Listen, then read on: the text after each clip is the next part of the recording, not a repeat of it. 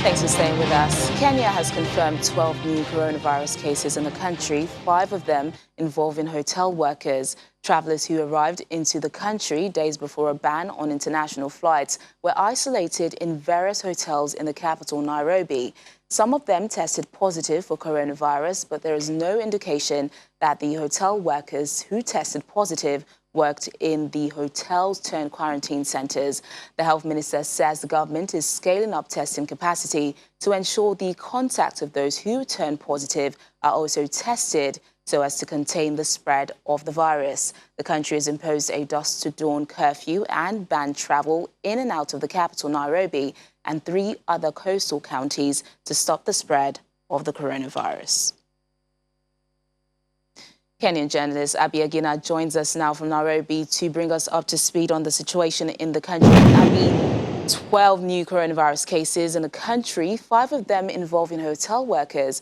How far has the health ministry gone in contact tracing?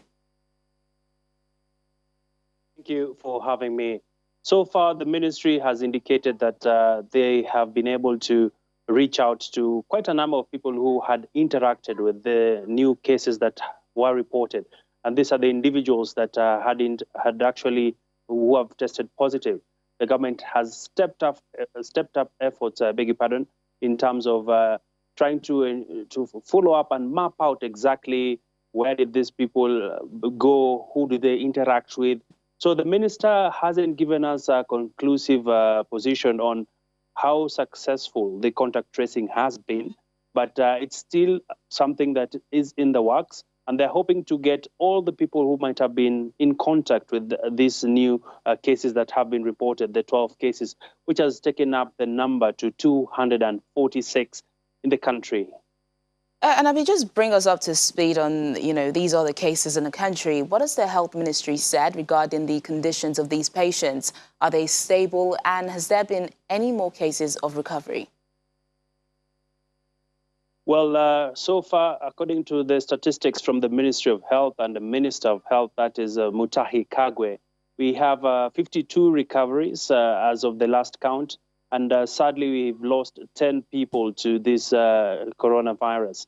And the situation so far in most of the facilities that have the patients, we understand that vast majority of the patients are very stable.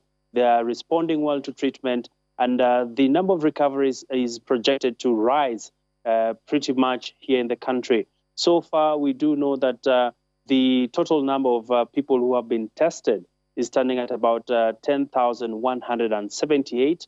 And the government hopes to double its efforts thanks to consignment of medical supplies that arrived from China.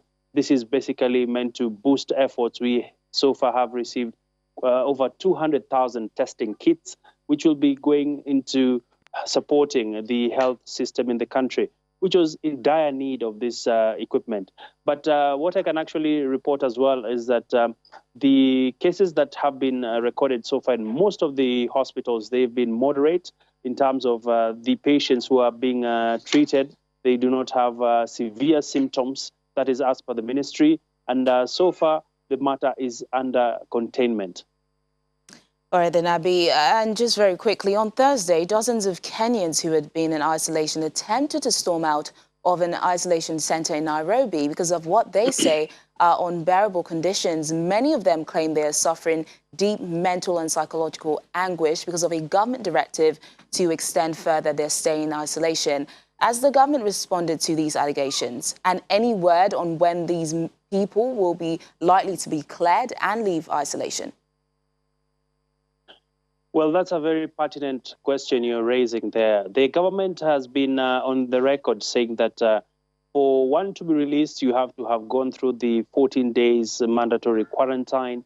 And out of these 14 days, you'll also be subjected to 3 tests so that they can be guaranteed that all the patients who are released or those who have been in isolation are testing negative. So the government's position is that the new guidelines are basically meant to ensure that anyone who was in an isolation center is subjected to at least 3 tests that will be spread across the 14 days. And this is simply meant to ensure that there's no chance of reinfection of the patients. But this has not gone so well with most of the people in the isolation centers and those in hospitals. It is a mental state of anguish for most of them because you are missing your family, you are unable to interact with your workplace. So it is a really sorry state of affairs, especially to patients who are paying from their pockets for these facilities. Well, we do know that the patients who had been attempting to storm out of an isolation center, the police were sent in to curb this move. And so far, the government has remained tight-lipped on whether they'll release these patients or not. All right, then, Kenyan journalist Abi Agina, thank you so much for joining us on Network Africa and bringing us up to speed on the situation in the country. Thank you for having me.